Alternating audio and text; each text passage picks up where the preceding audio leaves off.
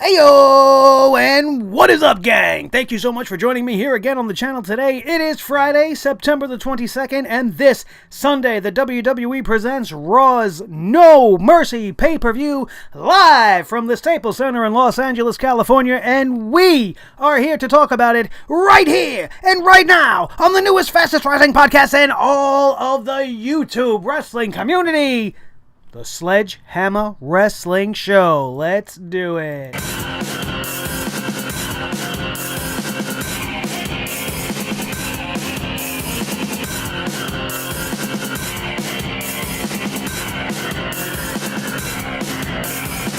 Sledgehammer Wrestling Show.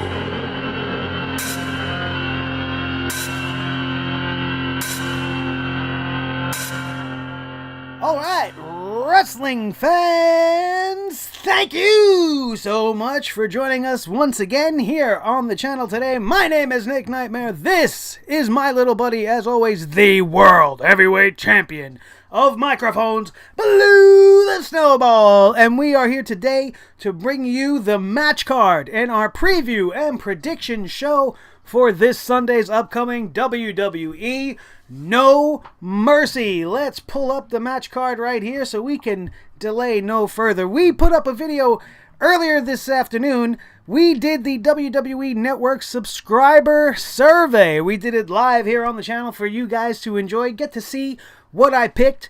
Check out the questions that they asked, some of the possibilities that could be coming to us in the future on the WWE Network, and why I think this just might not be enough to put the network over the edge, and what they should actually do to fix the WWE Network. You guys who follow me on this channel, you know I'm passionate about the network, and that I've done many shows highlighting many of the mistakes and a lot of very easy fixes all over the channel for WWE Network, and we're not going to go too much more off on that here. If you want to know all about that, go check out that video. It was freaking great. I had a great time. It was a lot of fun, as this video is going to be a great time and a lot of fun as well. Let's get into it. No Mercy, this Sunday at 8 p.m. from the Staples Center in Los Angeles. And this pretty much to me is a show of two matches.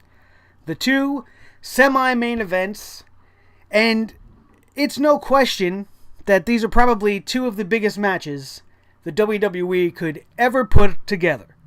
And they're being done for a No Mercy, which is making many people call it No Mercy Mania. You know, it just feels like they went into this with a much better and clearer mind frame as they did for WrestleMania. It's just, I don't understand why they needed to make No Mercy this throwaway nothing pay-per-view in between the big four or five, whichever ones you decide to count. It's just baffles me that they would make a card this big. They didn't do that great of a job building everything outside of the two main events, which have pretty much kept everybody's attention over the course of the last 3 weeks. But it's shaped up to be a pretty solid card, and we're going to go over it all right now. No Mercy this Sunday is going to kick off with Apollo Crews versus Elias. Who wants to walk with Elias? I do. I'm going to say it every single time. Elias is one of my favorite talents. Apollo Crews has been absolutely wasted since his call-up from NXT. He is deserved of a much better spotlight. He's an absolutely super talented athlete, strong, good-looking, charismatic kid. Get him away from Titus O'Neil and give him a solid, decent babyface push. He could be the face of this company if you would only book him properly. You've started off terribly, and this is going to be a match that probably furthers that point. I don't see Elias losing to Apollo Crews even during a kickoff match at No Mercy. Elias has gotten, he's got the white hot hand right now. They're pushing him. They're getting behind him. The fans are starting to react to him. I really don't see Apollo Crews beating him here, unless they decide to have Titus or Akira Tozawa or somebody interject on Apollo's behalf in order to start a program between the two. I would have no problem seeing them in a steady series of matches, as they could build themselves off of one another as rivals. Elias will get bigger. Apollo will shine bright in the spotlight against such a dastardly heel like Elias. I'm liking where it could go, but that all really depends on them. And when you leave things in the hands of WWE Creative, it often gets mishmashed and thrown in the garbage. And they'll probably start this and finish it up in 2 or 3 weeks anyway, like they did with Goldust and his whole protege thing. You start something off and then you just have no faith in it, so you just throw it away, and that's the end of it. That's what I expect really to happen here. This is going to be a nothing match. It's on the kickoff show already, which shows you how much they really care about it. My only thing is Elias Sampson will be there, so I will have to make sure to see this match during the kickoff show. 5 championship matches will take place on this night, the first of which will be the WWE Cruiserweight Championship. The champion, Neville, the king of the Cruiserweight, goes one-on-one against Enzo, the certified annoying G, and I don't see him winning here either. With all of the backstage politic nonsense that we've been reporting on and hearing about all over Twitter and social media about the steady and rapid decline of Enzo Amore, how he is not liked backstage, he is not liked by management, he's not even liked by his girlfriend anymore because Liv Morgan dumped his ass. So how much of a certified G and bona fide stud could he really be? Right now, he's bona fide stink, because that's all I could think of to describe Enzo Amore right now. He stinks. He absolutely stinks. And he's not going to win the Cruiserweight Championship here. If he does, it will be an absolute astonishment to me. The way they've been dogging this guy, I just can't see them rewarding him with the Cruiserweight Championship run and putting another hiccup in this run of Neville's, which doesn't need to be disrupted. There is nobody better than Neville on the roster, Enzo Amore included, when it comes to that weight division. And, I'm sorry, not Enzo. Neville is so damn good. He should be wrestling on the main roster with the main guys and get him out of 205 Live, because he is way too good for that division. He's got that whole division on his shoulders, and nobody's seemingly caring because the undercard's so poor. But we'll have to see where that goes. Neville is going to win and retain his Cruiserweight Championship here during this match. Finn Balor versus Bray Wyatt, man versus man. Does anybody care about this? We've seen this match before SummerSlam. We've seen this match with Finn Balor as the Demon at SummerSlam, and now we're getting a rematch of that match where the only intriguing thing about it was the fact that he was the Demon, and we had the Demon versus the Eater of Worlds. And now we have going back full circle to the beginning when nobody gave a damn about it then either, to Bray Wyatt the Man versus Finn Balor the Man to see who is the bigger man. I'm not interested, and I could care less. Finn Balor is going to win this match because Bray Wyatt is the eater of pins, and that's the only thing he's going to be eating, and Finn Balor is going to win this match. That's simple.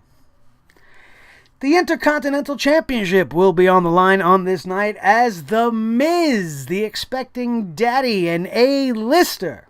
The Miz will be going up against the adopted Angle son, Jason Jordan. This match is the only one of these matches on this card, honestly, that I really could care less about, and that's a goddamn shame. And it's the WWE's fault, because despite 2 absolutely stellar performances by Jason Jordan against Roman Reigns and John Cena, you did nothing with it after that. It just doesn't make him look appealing. It didn't give him a boost in his charisma. He's not connecting with the crowd. Why is he getting this push right now? It's that old WWE creative agenda that this is what they see, this is what they believe, so this is what we're going to do. And Jason Jordan is going to be the future. He's Kurt Angle's son, blah, blah, blah, blah, blah. And I'm not buying it, just like you guys ain't buying it, and I don't care. I don't care. And I'm absolutely scared out of my mind that Jason Jordan's going to win the Intercontinental Championship here. Not because he can't perform. He's absolutely great. It's just going to be more evidence of the WWE not knowing what they're doing. It's driving me insane. The fact that Jeff Hardy is not the one in this match makes absolutely no sense. That's a big money Intercontinental Championship match. You could have put Matt Hardy in there. You could have put Elias Sampson in there instead of giving him a match with Apollo Crews. You could have put Apollo Crews in there. For God's sakes. It would have been more appealing than Jason Jordan, in my view. This one's a hard one to call because The Miz having announced that he's going to become a new dad, Maurice is pregnant, and Jason Jordan is the heir apparent, it seems. So I want to say my head wants to go with The Miz, but my gut says they're going to give this thing to Jason Jordan right here and right now and try to solidify him as a top name talent by giving him the Intercontinental Championship, and that's not going to work for me. I want The Miz to win. I don't think they're going to let him. And if they do, I will be very happy to report it on the review show, which will happen Sunday night. Raw Tag Team Championship. Seth and Dean, Death, if you want to call him. So I know they like to call him that on Wrestle Talk's channel. They refer to them as Death, Dean and Seth. Pretty cool. The WWE couldn't come up with it, and they probably wouldn't go with it anyway, being that it's, such a negative word. Going up against Cesaro and Sheamus. I'm done with this. I need this to be over. I want Seth Rollins and Dean Ambrose to already dissolve as a tag team. It got stale and boring very quickly. It's not that they don't work together. It's just they're what is the word? Just the way they are with each other. It almost seems like they're both overdoing it intentionally. And it's just nauseating. That bromance kind of thing they got, and now they're buds. After all those weeks of distrust and questioning each other's loyalty and honesty, I'm not into it anymore. I wanted them to become the tag team, and I thought it was going to be great. But them being together, as far as the team aspect of it goes, I'm not into it. They perform in the ring very well. It's not about them being a tag team. They've made their name as a team. They're doing just fine as the Raw Tag Team Champions. Cesaro and Sheamus, not going to win this match. These guys are going to hold these belts until this duo implodes, and I hope it could happen soon, because it's just boring to me. It's boring. We have no other tag teams that could even compare to a duo of Rollins and Ambrose. I mean, the Hardys and Cesaro and Sheamus are the only other two teams in the division. So, really, all in all, I could care less about this match, and that too is unfortunate because it's just due to a lack of creativity, a lack of storytelling, and a lack of depth in the tag team division. All those three things rolled into one. They had a very intriguing storyline, and now that we've reached, I guess, not the finish line, but we've reached an anchor point in them forming this team and winning the titles, it's just not coming off the way I imagined, and I'm not enjoying it.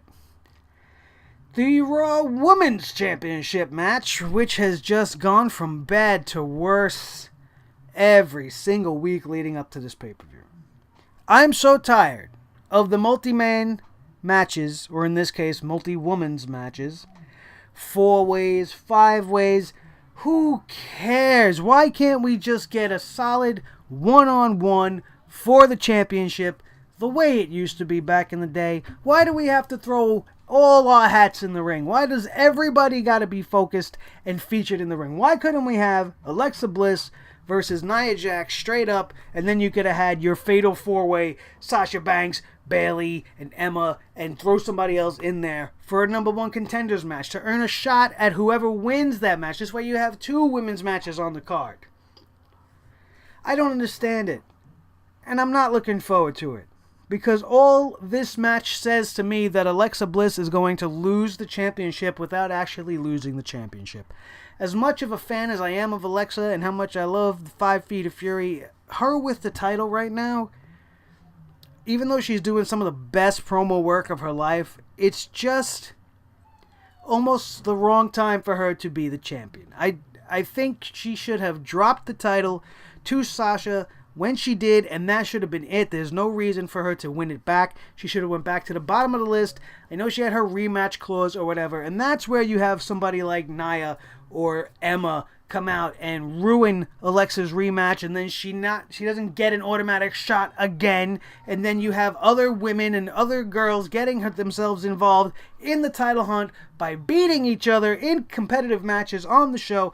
That's how you build the Raw Women's Division. You have enough women here to actually maybe try to make a division out of it, but it's just not coming off the way we want the women's division to come off either. The tag division and the women's division, as we say all the time, a complete mess. This match, especially with last week's last-minute addition of Bayley, which is the most nonsensical move of them all, just made it even less intriguing to me. I could care less about this women's match. The women's revolution has gone completely downhill. It's terrible, with the exception of the Mae Young Classic and how great that was, and how many wonderful performances we had from some terrific athletes in the ring. Then we go back to our main show where we go for our main source of entertainment, and we get garbage. Garbage. And it makes me hard. Not hard. It makes... that's taken in the wrong concept, even though we're talking about the women. It doesn't make me hard that way. It makes me hard... like inside, I just want to punch something. That didn't come out right. But listen, you're going to have to deal with it because we're not restarting this show. It makes me hard. All right? It makes me a hard soul. I'm sorry, you guys.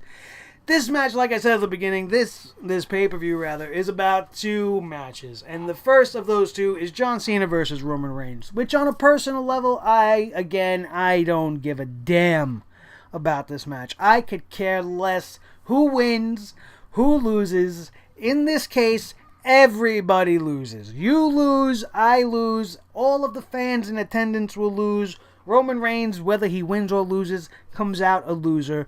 John Cena, whether he wins or loses, ends up coming out a loser. Nobody wins in this situation. It's epic only because the WWE wants us to believe it's epic, and they really truly believe that Mr. Roman Reigns is on the same pedestal or platform of one like John Cena. And it's pretty much more like this. Here's John Cena, here's Roman Reigns. They're not on equal ground. They're nowhere near equal ground. They are way, way down. Maybe even this is a more accurate representation. There is nothing in this for me. I'm sure many of you got this match all hyped up in your heads. Oh, it's going to be Roman Reigns' best match. How could he have one of his best matches with a person that can't wrestle either? I don't care what you say. John Cena, yes, he deserves respect. He earned this and blah, blah, blah. Bottom line, John Cena is the Hulk Hogan of this generation. Hulk Hogan, notorious for his inability to wrestle and remaining on top for over 10 years. John Cena can say the exact same thing. Has he gotten better? Yes. Is he good enough to get over Roman Reigns? Hell no. I don't think so.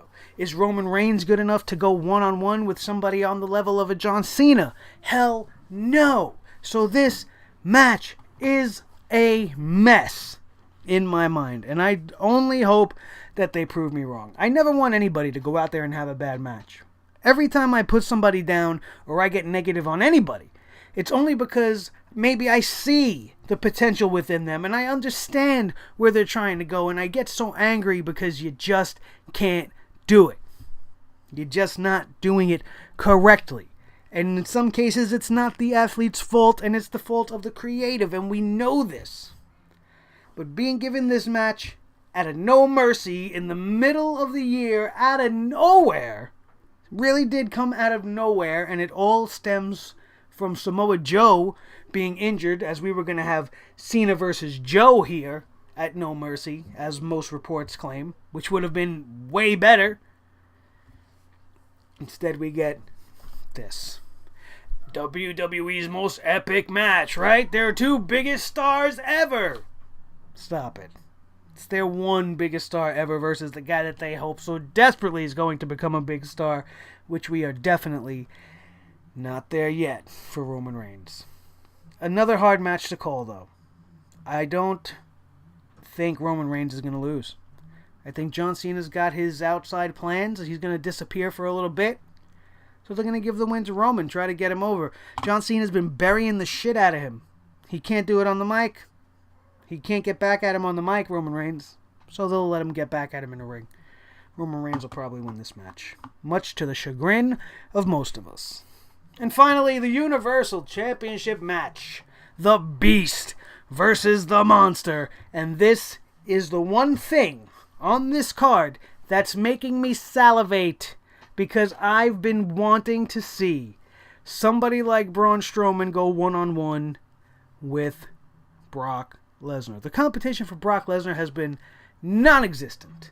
Nobody that they've put in front of him in the last 2 years, with the exception of Samoa Joe, gave me any feeling that he was going to lose or even be put in a position of danger. But as we have seen week in and week out on Raw, the best segment of Raw each and every week has been when Braun Strowman has come out to confront Brock Lesnar in one way or another, even down to the interview last week, the face-to-face, I'm sorry, not face-to-face, the via satellite interview where they faced off against one another, and it wasn't as good as the one with Samoa Joe, honestly, but Braun Strowman looked big, he looked bad, he didn't look scared. Brock Lesnar also not intimidated by the monster among men. This is going to be a fantastic match if, and I stress if, the WWE does not go about booking this Brock Lesnar Goldberg style, getting some quick 2 or 3 minute match between these two is not going to do it. You can't make me wait 3+ hours, because I'm sure it's going to take that long for them to get to the main event and then have it finished within 5 minutes, including entrances. That can't happen. Even if you give it to Braun, I don't want Braun to come out, spear Brock Lesnar, and then hit him and do his move and then be done. No, I want to see a match. I want to see these guys fight. I want to see them throwing each other around ringside. I want to see them taking it to each other full force. Hard hitting, power slams, power bombs, submissions, everything. I want to see a war. This is a beast and a monster. These are not two mortal men, right? So let's see a battle of that proportion. This battle is way bigger. This is way more epic. This is the future versus the current. Monster versus beast. Unbelievable. It's going to be great. It's going to be great as long as, like I said, they do not give us some type of bullshit squash match. I don't want to see a squash match. I want to see a fight. I want to see a war. And these two gladiators can do that for me. Let them go out there. Let them do it. Let Braun Strowman show the world just how good he really is by taking the beast to the brink. And if you so happen to grant my wish and allow Braun Strowman to fell the beast Sunday night at No Mercy, it's going to be one of the greatest moments in wrestling history.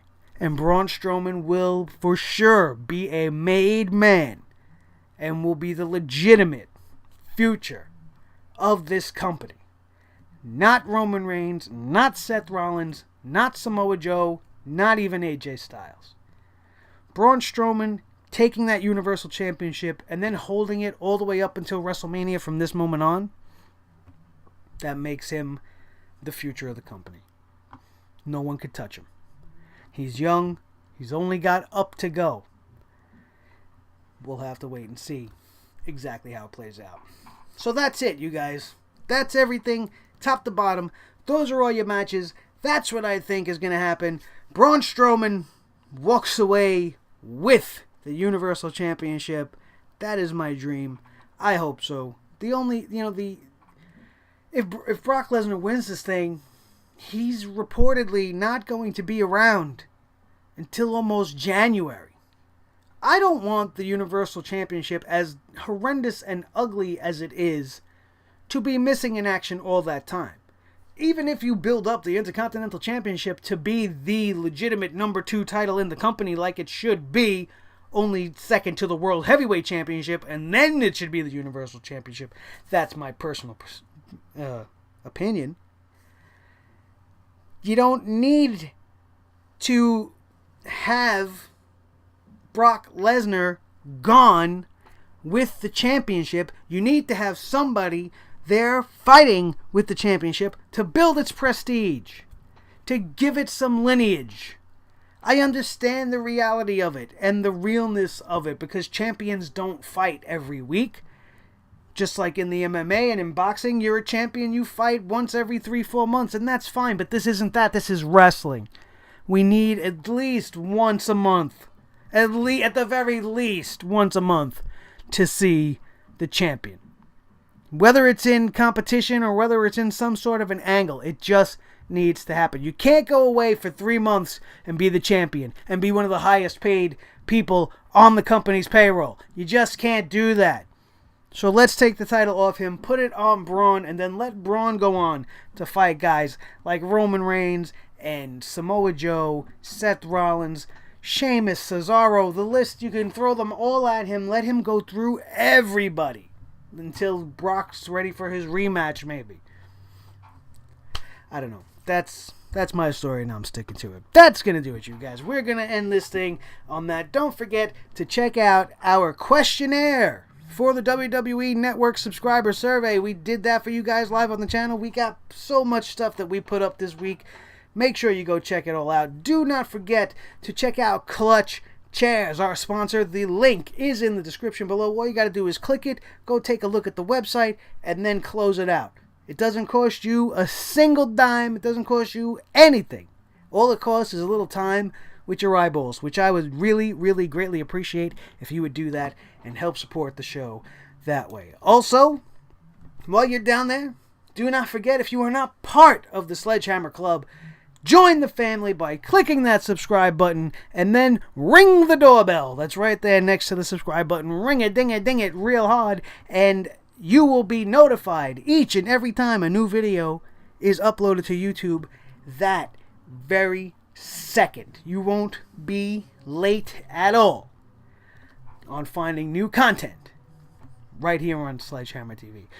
And finally, if I may ask, if you've made it this far and you are still with me, now would be the time to roll up your fist and punch that thumbs up right in the schmush. You know what I mean? Punch it, hit it, light up that thumbs up. Let me know you like what we're doing here and that you enjoyed what we talked about here today on the Sledgehammer Wrestling Show. That is it. That's all my pandering. That is all my preview. And that is all my predictions for this Sunday's upcoming No Mercy. We will see you then for the review. That is it. And we are out of here. And we will see you next time right here on the Sledgehammer Wrestling Show. Nick Nightmare in Blue, always here for you. See you Sunday night for the No Mercy review. Look at that little rhyme. I bid you adieu.